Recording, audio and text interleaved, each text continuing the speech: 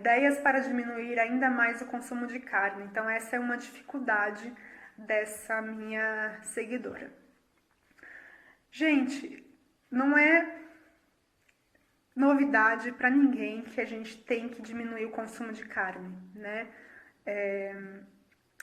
E eu acho que essa é uma dificuldade muito grande de quem está diminuindo, de quem está nessa transição alimentar, porque quer substituir a carne. E eu entendo, porque a gente cresceu, né, com essa cultura, e aí quando a gente para de comer carne, automaticamente vem aquela pergunta: como é que eu substituo a carne? A minha resposta é: você não vai substituir a carne. Ponto. Nada substitui nada.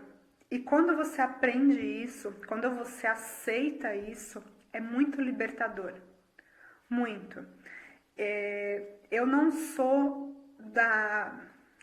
do time que gosta de carnes vegetais, carnes do futuro, carnes feitas no laboratório. Eu não gosto. É a minha opinião, tá? A minha opinião não quer dizer que é certa e nem errada, é só a minha opinião. Eu não gosto desse tipo de carne, não acho que seja sustentável, não acho que seja necessário. Eu acho que quando você faz uma decisão de parar de comer carne, parou de comer carne, ponto final. E existem outros alimentos que você pode usar no lugar da carne, não como substituto na questão de sabor, de consistência, porque não faz sentido, né? Na minha opinião, não faz sentido você parar de comer tal coisa e querer substituir por uma coisa que tem a mesma cor, sabor e consistência. Não faz o menor sentido. Então, assim, a gente, pelo menos eu penso isso, a gente parar e ampliar o nosso conhecimento com milhões de opções de vegetais, de comida que nós temos, né?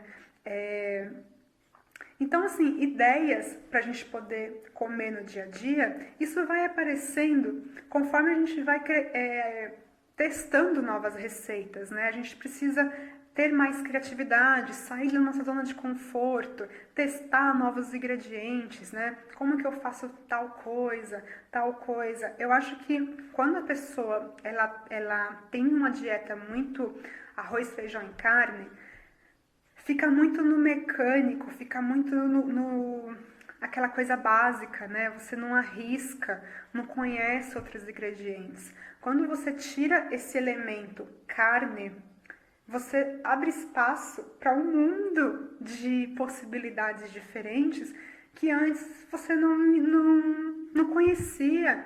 Por exemplo, as punks. Onde já se viu comer coração de bananeira? Então você faz uma caponata de coração de bananeira que fica maravilhosa, né? Você faz coisas com a jaca, você descobre ingredientes maravilhosos. Os legumes, você aprende a dar uma cara diferente, né? Porque aí o legume, ele não entra mais como uma coisa, um acompanhamento. O legume, ele vira o foco principal do seu prato. E aí você realmente se esforça em fazer com que esse legume ganhe brilho, com que esse legume ele fique bom, né? Porque você não tem mais onde se escorar aquele apoio da carne. Então, aquele legume, ele é o principal. Então, eu acho que isso que é o lindo da gastronomia natural, né? Não é a gente ficar buscando substitutos, porque aí você nunca sai da zona de conforto, né? Você larga o produto tal, aí vai no mercado e compra o produto Y congelado dentro de uma caixinha. Não faz sentido nenhum, na minha opinião, tá? Na minha opinião, amplie os seus horizontes para conhecer novos ingredientes. Existem ingredientes incríveis e a gente só aprende testando, tá? A criatividade é um músculo que a gente tem que exercitar todos os dias. Eu não nasci com criatividade, para desenvolver receita, vou cozinhar um monte de coisa diferente, todo dia fazer comida diferente, quiabo não sei das quantas, jiló não sei das quantas. Não, eu tive que aprender, porque eu quis trabalhar com alimentação natural, eu quis abrir um restaurante, então eu tive que exercitar a minha criatividade. Então quando a gente se coloca nessa posição de eu vou aprender e eu quero aprender novas receitas, a gente exercita essa criatividade. Cada dia você vai testando novas formas de consumir o mesmo alimento, por exemplo, né? Então agora a gente está na época do abacate no Brasil. Quantas receitas gostosas dá para fazer com abacate? Um monte, um monte. Então essa é uma dica que eu sempre passo para todo mundo que me segue. Toda vez que eu faço uma live eu falo da mesma coisa, né? Quando você for fazer uma receita, você procura pelo ingrediente que você tem em casa.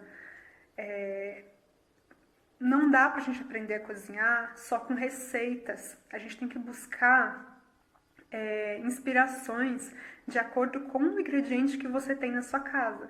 Então, por exemplo, eu tenho grão de bico, né? Poxa, a maioria das pessoas não conhecem tantas receitas com grão de bico. Faz o hummus, faz alguma outra coisa e pronto, acabou. Existe um mundo de receitas com grão de bico. Isso é só um exemplo que eu tô falando, né? Existem muitos milhões de ingredientes. Pesquisa a referência com esse ingrediente específico, porque aí você vai acabar descobrindo, nossa, quantas receitas que existem com grão de bico. E a mesma coisa você faz com o resto dos ingredientes. Cenoura. O que eu posso fazer com a cenoura? Nossa, eu faço 1 milhão de coisas diferentes com a cenoura. E assim você vai exercitando a sua criatividade. E descubra o que você gosta. Porque assim, eu enxergo a carne como um comfort food, que é aquela comida que você lembra da sua família, de quando você era pequeno, da sua casa, e é aquela comida que é familiar, que você, né, se sente em casa. Descubra outros alimentos que supram essa necessidade do comfort food. Um exemplo, macarronada. Só um exemplo. Nossa, eu adoro macarronada. Então, assim, quando você estiver com muita vontade de comer um negócio assim, faz um comfort food que você se sinta, que te traga aquela lembrança daquela comida de infância que você gosta, né? Porque aí você acaba aprendendo a usar os ingredientes a seu favor e não ficar tão refém de falar todos os dias ter que achar um substituto para aquele ingrediente, sendo que aí você fica frustrado, sabe? Aí que entra a frustração das pessoas e acaba desistindo e não dá. É uma coisa que a gente vai ter que aprender com isso. Não dá para substituir as coisas. Uma coisa é uma coisa, outra coisa é outra coisa. E isso não quer dizer que essa outra coisa é ruim ou é inferior. Pelo contrário, ela pode ser tão boa quanto. É só a gente saber fazer e colocar amor nisso. E eu espero que, a partir de agora, você que está me ouvindo, que ainda come carne, a gente realmente precisa diminuir esse consumo. Isso é uma coisa urgente, assim, séria, né? Não só pela saúde nossa, quanto para a saúde do planeta. Não é sustentável a quantidade de carne, a quantidade de produtos de origem animal que é produzida. É desnecessária essa massificação do consumo de carne desse jeito que é feito, sabe? Não é normal. E aí as pessoas falam, mas o homem da caverna também comia carne. Ele comia carne, mas não tanto quanto os homens de hoje em dia comem, né? Ele tinha que caçar a carne, era muito mais difícil para ele conseguir aquela carne. Não é igual hoje que você vai no açougue e compra aquele monte que tá, né? A procura é muito grande.